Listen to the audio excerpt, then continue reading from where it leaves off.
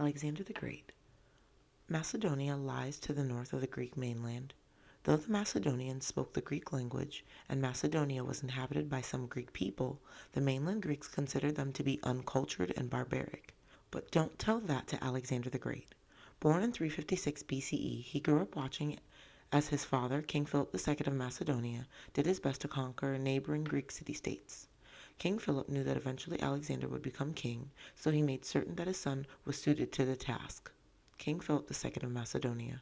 He hired the great Greek philosopher Aristotle as Alexander's tutor, and Alexander learned philosophy, geography, botany, and zoology. By the time Alexander was 16, King Philip had conquered all of the mainland Greek city-states except Athens, Sparta, and Thebes. Alexander joined his father's army of Macedonians and Greeks as it prepared to invade the Persian Empire. First, in order to present a united front against the Persians, King Philip's army needed to defeat Athens and Thebes, thereby securing their help in battle. The Battle of Chaeronea against the two city-states in 338 BCE was Alexander's first battle, and it ended quickly in favor of the Macedonians. Thebes, Athens, Sparta, Aegean Sea. By 337 BCE, all the Greek city-states except for Sparta had joined with Macedonia to form the League of Corinth. King Philip died the following year, and at 20 years of age, Alexander became king of Macedonia. Question: what enemy was able to get through Athens' wall and kill Athenians well before the Spartans did? Determined to carry out his father's plans, Alexander led his army to battle against the Persians. The Battle of Granicus was fierce, but Alexander was victorious. During one exchange, a Persian soldier raised his sword to stab Alexander. With a single blow, the king's friend, Clitus, cut off the attacker's hand. They watched as it dropped to the ground, still holding the sword. Question: how did Sparta finally defeat Athens? With the success of that battle to bolster his image, Alexander and his troops traveled through Ionia. They are welcomed with open arms in this region that is now Turkey. The city of Miletus resisted and was conquered, as were other Persian cities along the coast. Weak from battle and unable to collect supplies, Persia finally surrendered around 332 BCE. Coined from Alexander the Great. 1600. All dates are BCE and approximate in many cases. Mycenaean period. Sometime in the 1100s or 1200s BCE, Trojan War between the Mycenaeans and Troy written about in Homer's Iliad. Late 1100s. Attack on Mycenaean civilization plunging the region into a dark age. 1100. Dark Age. 800. Archaic period. 478 BCE.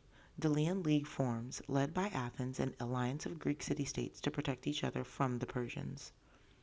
Persian Wars, 499 to 449 BCE, between Persia and the Greek world.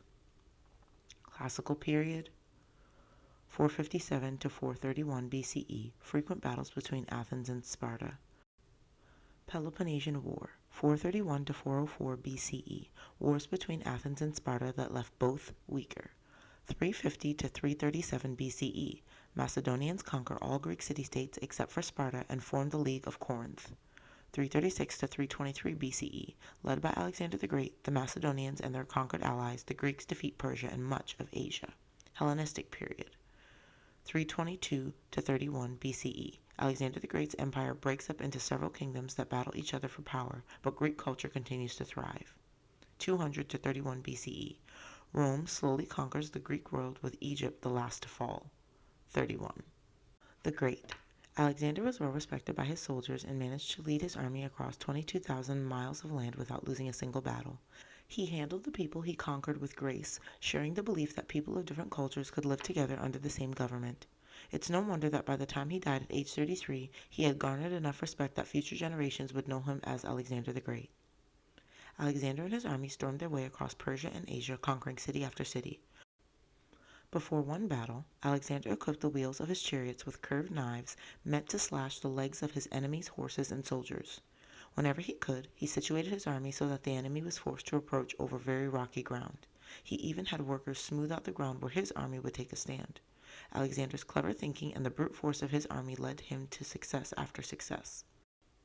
In 326 BCE, at the age of 30, Alexander led his troops against King Porus of India in the Battle of Hydaspes. Alexander came to battle with 700 horses. Imagine his surprise when he saw that King Porus's cavalry was made up of 200 elephants.